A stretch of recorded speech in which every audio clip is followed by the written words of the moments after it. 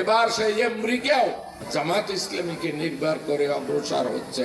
আগামী নির্বাচন এদেশের ইতিহাসে অন্যতম নির্বাচন হয়ে থাকবে, এটা আমাদের প্রধান উপদেষ্টা সাহেবও বলেছেন, সবাই বলছেন। দেশবাসী শুধু নয়, দুনিয়াবাসীও এই নির্বাচনটাকে বাংলাদেশের একটা মাইল ফলক হিসাবে দেখতে চায়।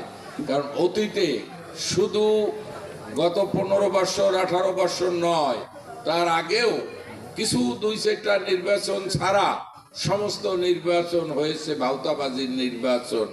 কাজেই বাংলাদেশের একটা বদনাম হয়ে গেছে দুনিয়ায় যে গণতন্ত্রের নামে ভণ্ডামি, সন্ডামি, প্রতারণা, লাঠিয়াল বাহিনীর দৌরত্ব, কেন্দ্র দখল, ব্যালট বাক্স দখল, মারামারি, হানাহানি ইত্যাদির মাধ্যমে বাংলাদেশের নির্বাচন হয়।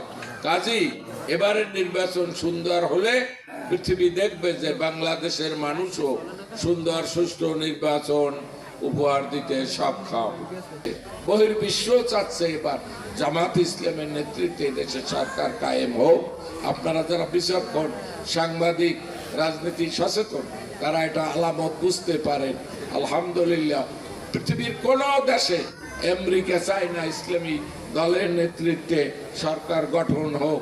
এবার সেই আমেরিকাও এখানে দুর্নীতিমুক্ত, বৈষম্যহীন সমাজ কায়েম করতে, দেশ কায়েম করতে জামাত ইসলামীকে নির্ভর করে অগ্রসর হচ্ছে। এমতো অবস্থায় আমরা যদি সঠিক সিদ্ধান্তে নিতে ভুল করি, দেশের ক্ষতি, জাতির ক্ষতি, আপনার ক্ষতি, আমার ক্ষতি।